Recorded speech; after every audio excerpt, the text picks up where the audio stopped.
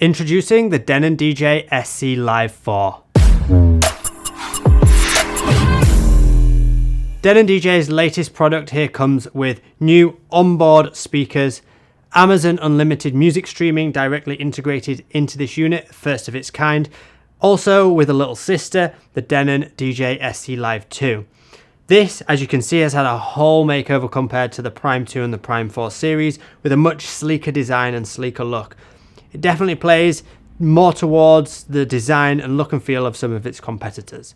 In this demo and review, we're going to walk through the unit. I'm going to explain all of its features, and then at the end, I'm going to give some of my opinions and thoughts on the price of this unit and whether it's the right upgrade for you. Please remember to like, comment, share, and subscribe. And without further ado, let's get stuck in. First, the most notable features compared to the Denon DJ Prime 4 and Prime 2 series is the fact that the effects now have a traditional effects style layout in the mixer down here on the right hand side, which you'll see on the competitor products, which is quite industry standard. This is a really welcome addition. We've also got these onboard speakers up at the top, and that's the same for the SC Live 4 and SC Live 2. You can see it's got a much nicer, lower profile and sleeker design to this compared to its predecessors. We've also got the 7-inch touchscreen display here, which is fixed. Unlike the Prime 4, which folds up and down, this is a much welcomed addition in my opinion. Other than that, it comes to have all the expected features that you may be aware of in the Engine OS and Denon DJ ecosystem, because it runs that same operating software, the Engine DJ software, inside of this unit. So you get all of those features that you will know and love if you're a Denon DJ owner. If not, we're going to run through it all right now. So let's take a deep dive into this unit. First of all, you can access your music from many different places. As you can see here, if I go to source, you'll see we can access Beatport Link, Beat Source Link, SoundCloud, Tidal, your Dropbox, so you can mix music from the cloud, and you'll be able to attach it to Amazon Music Unlimited as well. Please note that with Amazon Music Unlimited, you can only play 2 songs from that service at one time due to their licensing. This is one of the big reasons for this product coming out, is they had to develop new hardware to go in here to allow Amazon Music to license their music through this product for streaming. So you can access Amazon, but with some limitations. You can also only have Amazon working on one unit at a time. So you would have to deactivate one if you had another Denon product to go activate it on another. So like I say, a few limitations there. It will require an external subscription for most of these streaming services, but as usual, if you want to play music that's stored locally, you can plug a USB drive into the back of this unit. It also works with Serato DJ Pro and unlocks Serato DJ Pro by just plugging in, which is a fantastic addition. It will also work out of the box with Virtual DJ 2. So you have plenty of options there for connectivity and using different platforms and devices to mix your music on this piece of equipment. Moving on to the deck section of the player, we now have these cue and play buttons with these touch capacitive jog wheels. They feel really smooth, and I much prefer these jog wheels compared to the Prime 4 and even Prime 2. I feel like they're much nicer. They're still quite loose. Let's have a look at the spin. But nowhere near as much as a Prime 4. I think they've found the balance quite nicely here.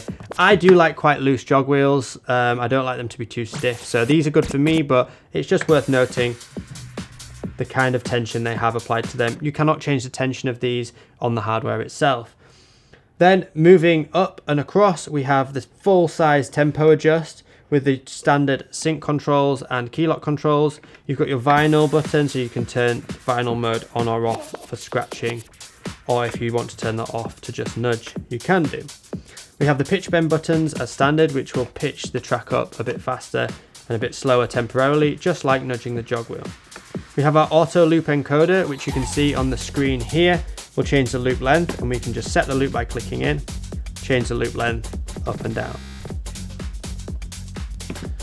This also affects the beat jump, so we can then beat jump through the track here, left and right on 4 beats, or we can change that length, 16 beats, and jump through at different parameters, whatever the loop is set at.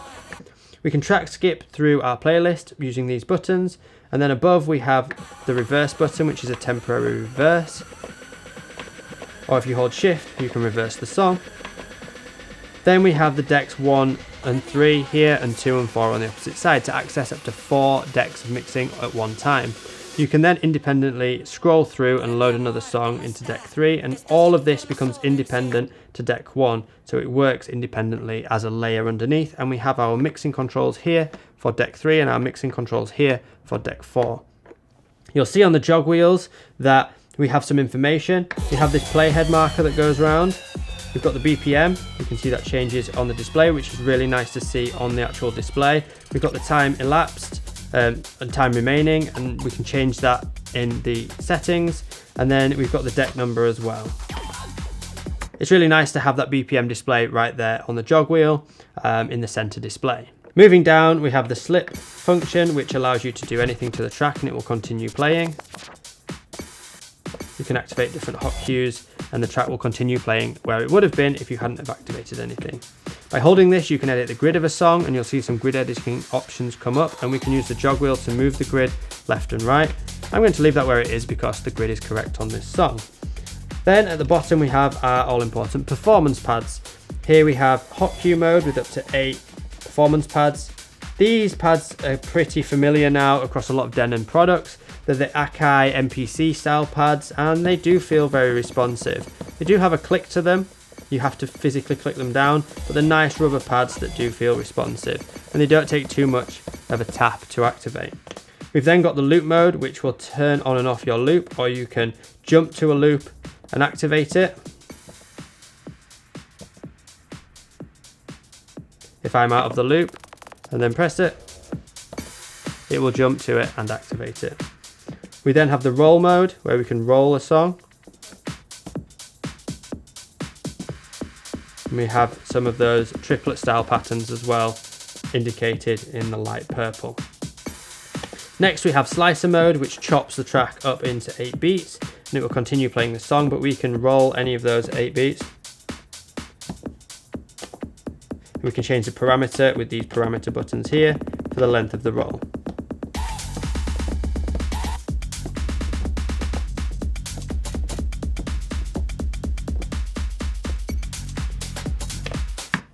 That covers the deck section. Those performance pads work great. They're pretty commonplace across a lot of DJ equipment now, especially the cues and loops are those features that you really want easy access to, and they're easily accessed here on the deck side of the equipment. Coming to the mixer section of the unit, we have the commonplace 3-band EQ with the lows, mids and the highs. You can change the settings of these onboard the menu settings in the SC Live 4, so you can have a total kill if you want, or here we've got, I think, minus 26 dB. Then we've got our trim level on the top. The up faders feel really nice. They've got a good tension to them. And the crossfader has a decent tension too. These feel, again, much better than the predecessors, in my opinion, in my personal opinion. I feel like they are much nicer to mix with and to cut in with when scratching. We've got our crossfader assigns just below, all pretty standard stuff across the mixer on here. Then let's have a look over at the sweep effects. We've got the filter by activating here. There you can hear what the filter sounds like and its resonance. The noise.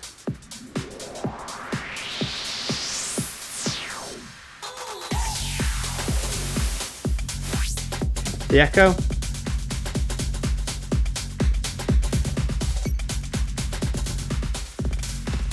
And that works post fader. And then the wash, which is a bit like an echo out.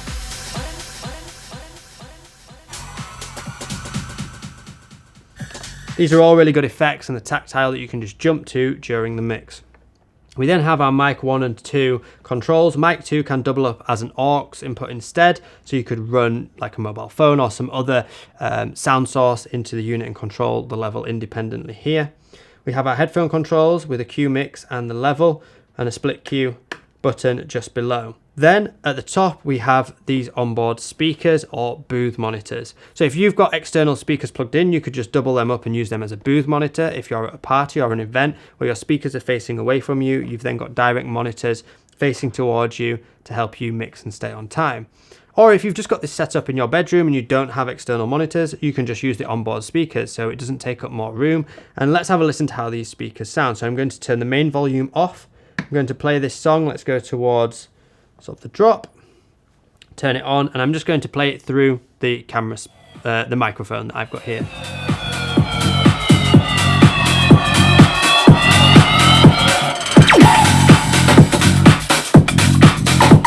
For a comparison, I'm just going to play something on my Spotify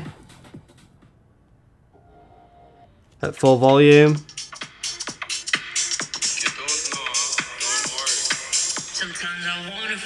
Then the other one.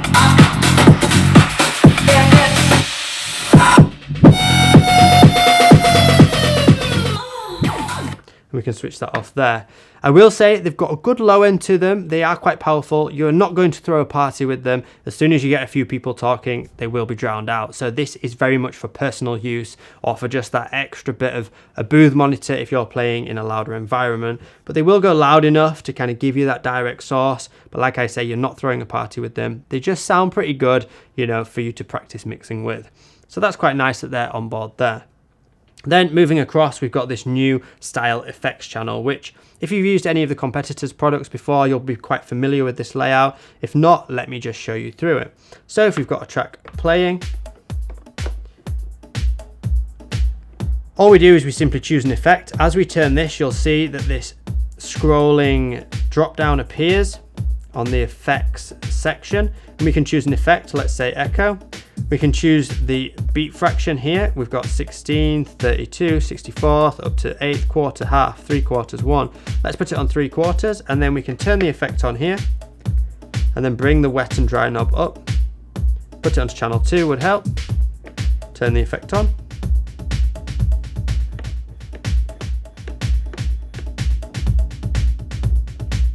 And that turns the effect up and down. And as you can hear, it works post fader. The effect is off when this light is off. When it's on, it's flashing blue. And this is a nice clicky button.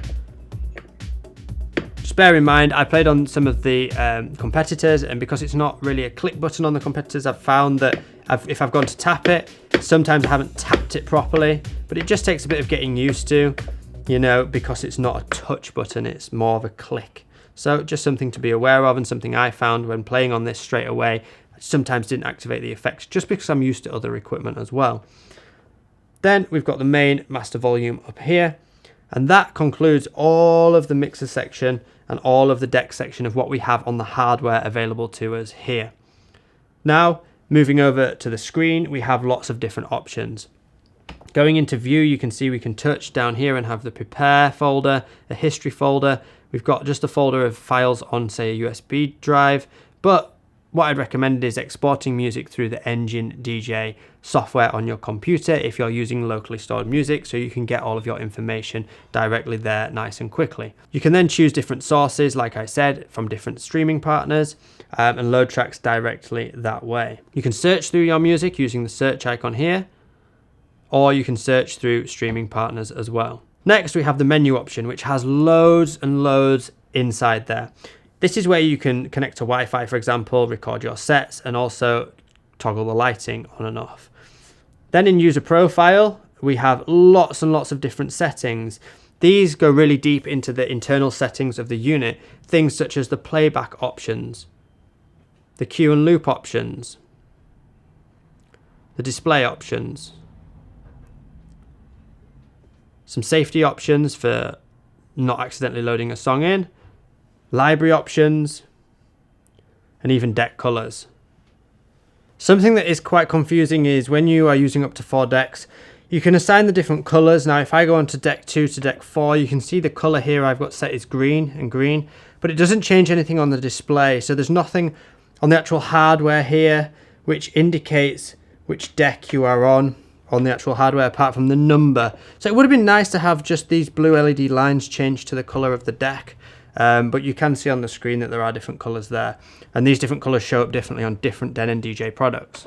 There's so much available to us within the Engine OS operating system settings here, and you can save all of that to your drive once you have it set up. So next time you plug in, it will make sure that your equipment is set up how you like it. Going back to Control Center, there's a few quick action things such as a continue playlist button, a quantize button for locking the hot cue and the loops to the grid of the song, stop time so you can change how long it takes for the track to pause, crossfader contour. So if you're scratching or blending with the crossfader, you can choose to set that as you please. And then we can turn the effects on and off if we choose. We then have a settings icon here, which goes into way more details and settings around the actual unit itself. Things like you could just deactivate decks 3 and 4 if you want. You can toggle Wi-Fi on and off if you're not going to use it. You can turn track preview on and off and the preview volume. You can go into the mixer settings, like I said, and change the EQ types and change the crossover between the EQs as well. It really is in depth as to what you can do within the settings of this unit. You can also update, as you can see here, we can update the firmware directly on the unit itself, just using the internet. So we can update that. I'm going to do that in a moment, but you can update that without plugging it into a computer, which is amazing.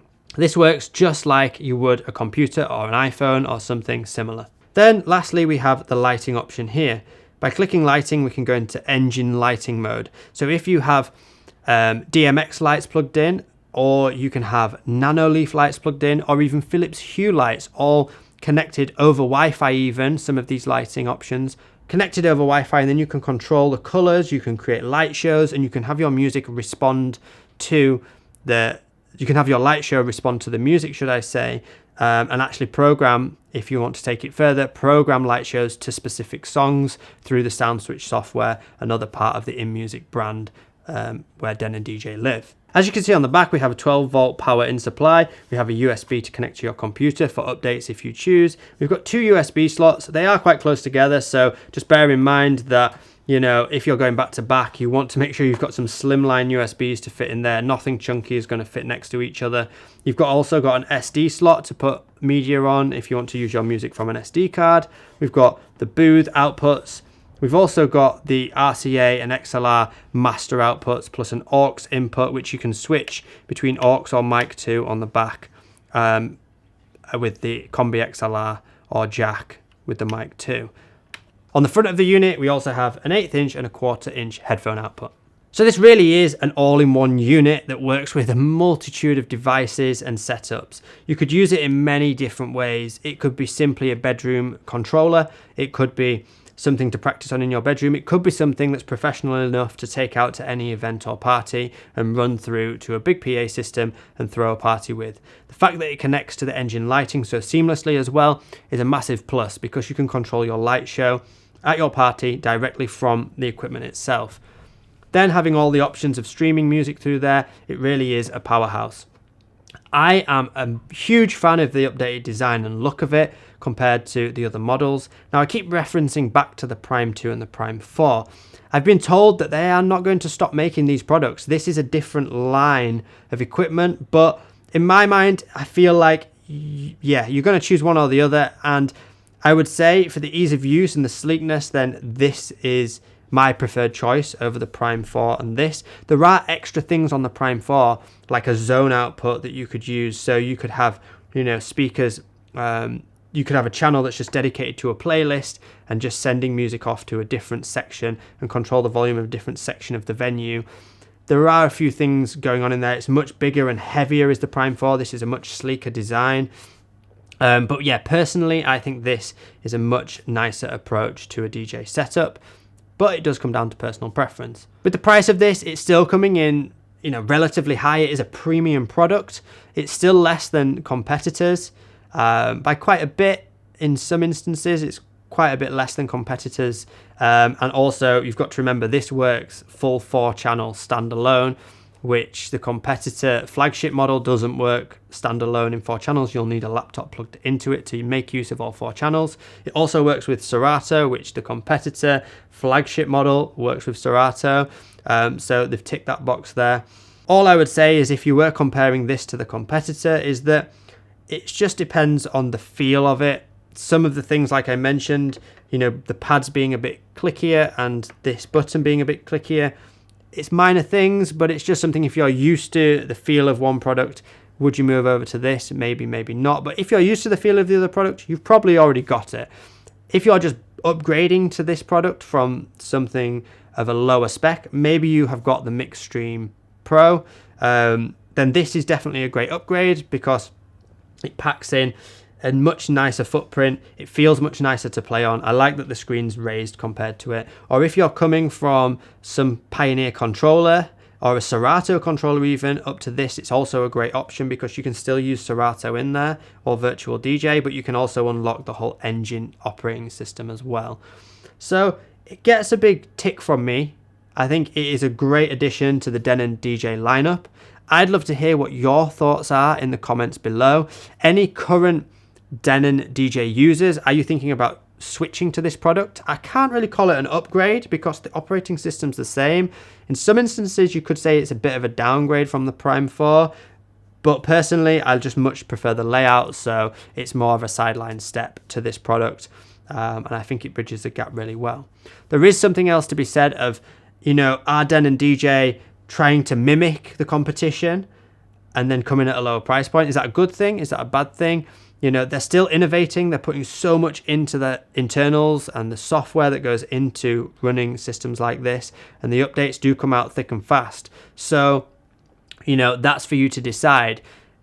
Do they need to make products that look more and more and more like their competitors, or should they stay, making products that look quite different and feel quite different? Let us know in the comments below.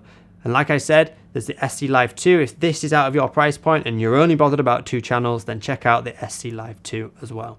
Thanks for watching. I can't wait to hear your thoughts, and I'll see you in another video very soon.